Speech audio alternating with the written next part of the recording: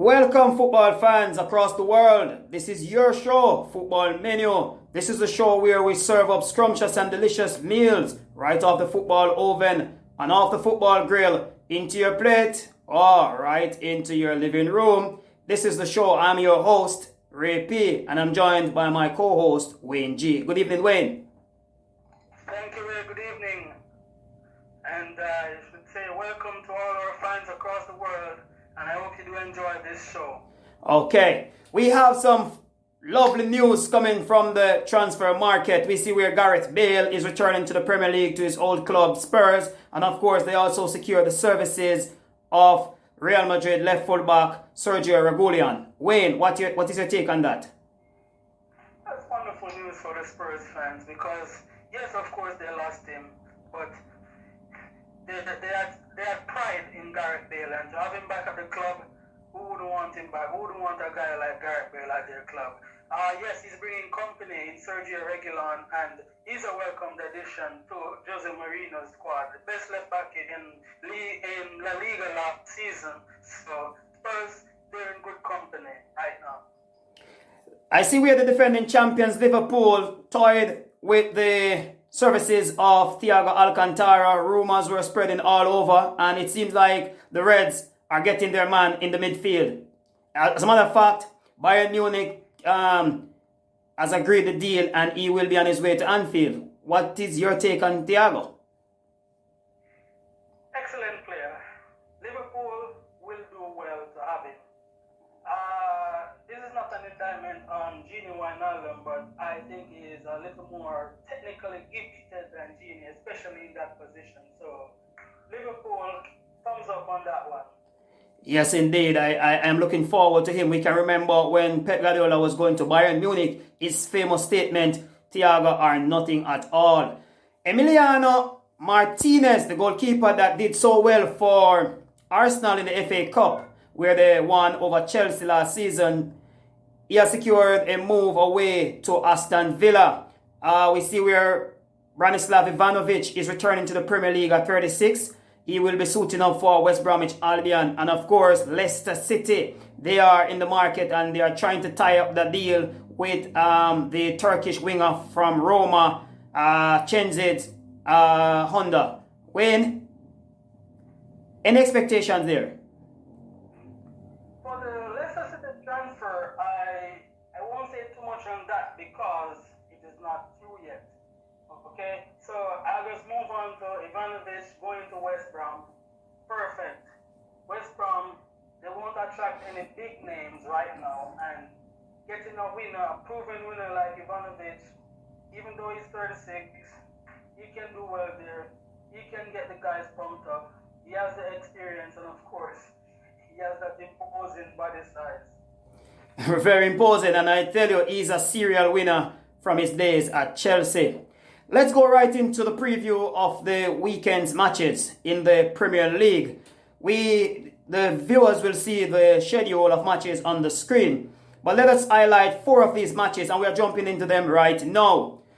Last weekend, Leeds United gave Liverpool a scare at Anfield, and of course they will be buoyant with confidence knowing that they can pull off much more bigger skulls, right? They will be going up against newly promoted team Fulham. Of course, they traded blows in the championship last season. Wayne, what's your predictions? What's your preview? What's your analysis on that one? Okay, Leeds, for the records, they have won 23 out of the last 57 games between the two clubs. Last week, they gave Liverpool what we would call a run for their money.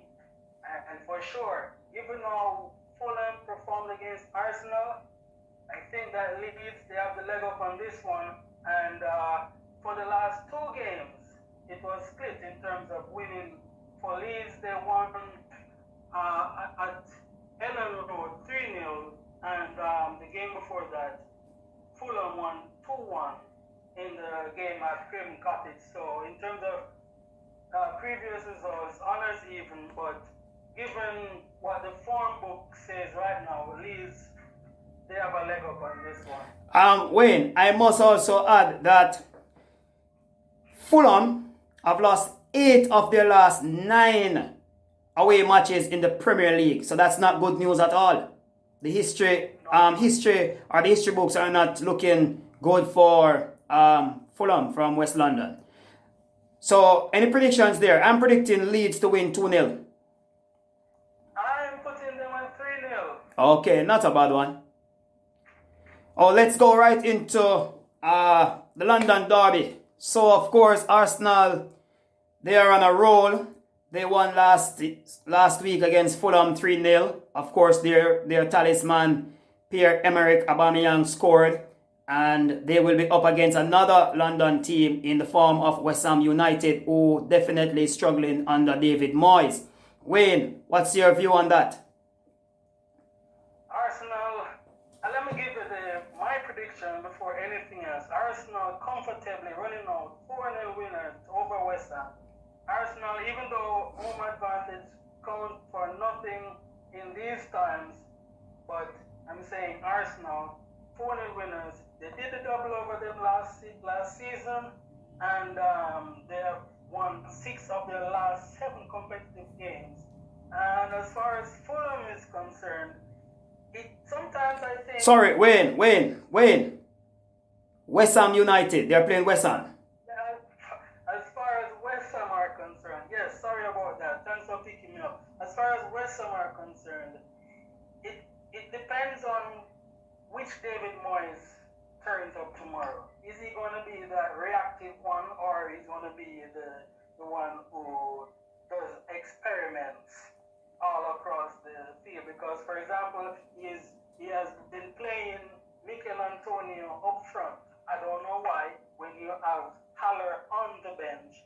Yes, of course, Mikel Antonio scored 4 goals. I think it was in the last game of last season or somewhere at the tail end. I cannot remember right now, but I don't see what is thinking is playing him up front in the last game when you have your striker. You bought this guy to play striker, yet you put the wing back to play. Wayne, I am saying to you here now, based on what the stats are saying, that West Ham have failed to win in their last 3 Premier League matches. They have scored 2 goals and conceded 3. And what we see with West Ham is that a team struggling for confidence. And I think, don't be surprised, David Moyes will be one of the coaches sacked this season. Let's jump right into the big one for the weekend. Chelsea against Liverpool. This one promises to be a firecracker. Firecracker indeed. This is like Liverpool after the game versus Leeds last week, coming again to face a Chelsea team. Yeah, Chelsea team trying to find their footing. They won 3-1 against Brighton on Monday, but I see where Liverpool, they're going to be the aggressors to start off with in this game, because they have their chemistry going from last season. Chelsea, they just got some players in trying to build some new chemistry. Even though there are a couple of guys from that list that are purchased, they are yet to join up with the team, or either they're just starting training. But Chelsea are basically starting this one on the back foot, even though they are coming off a victory.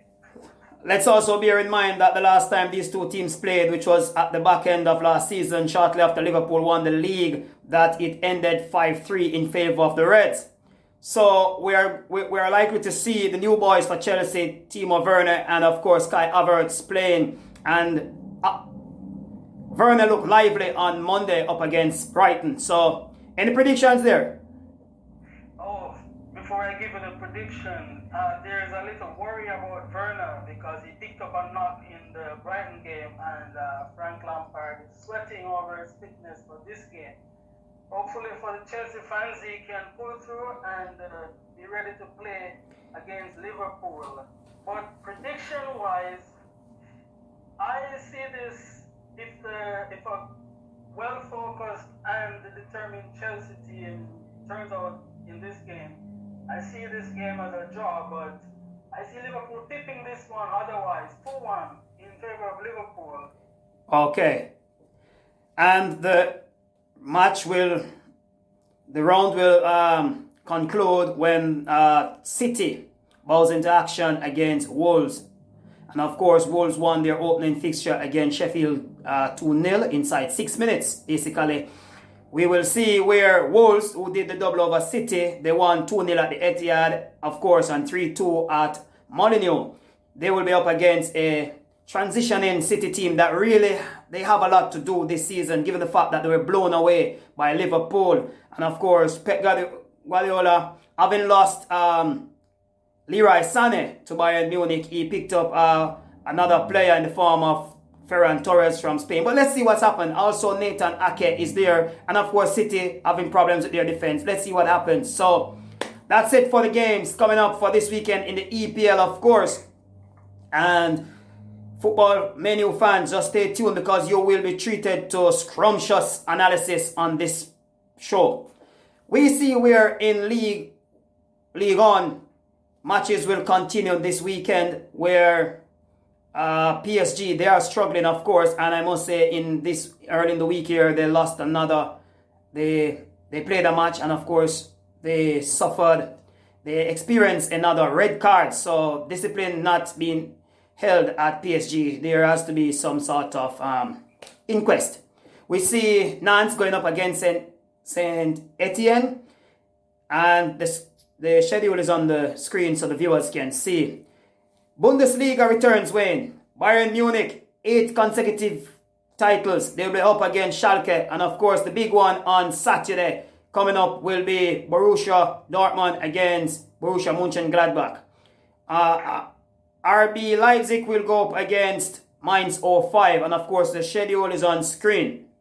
And in La Liga, yes, the big boys will be in action. That's Real Madrid and Barcelona. Of course, Real Madrid will go up against Real Sociedad, and Barcelona will take on Atletico Club. Wayne. Yes, sir. Interesting times. The window is still some way off from being closed. It closes on October the 5th. Let's see what happens. Some interesting business going on. Clubs are buying, clubs are trading, and players are moving. COVID or no COVID, football goes on. Players want to fulfill their dream by playing in the best league, the Premier League. Yes, indeed, the Premier League. Players moving all over the place. We see agents getting busy. We see clubs want to seal deals, and interesting times ahead. And of course, the league will get better with better players being added. And we look forward to serving up some wonderful footballing meals right here for you at Football Menu. Right indeed, which takes us to the end of today's show. We just want to say thank you for joining us. And remember, like, subscribe, hit that notification bell, and share with your friends and family. Because football is indeed the beautiful game. I just want to remind you to continue to be safe and to practice and adhere to the health and safety protocols in your respective countries as we battle this pandemic. From Ray P and Wayne G, the host of this wonderful program, Football Menu, peace until we meet again.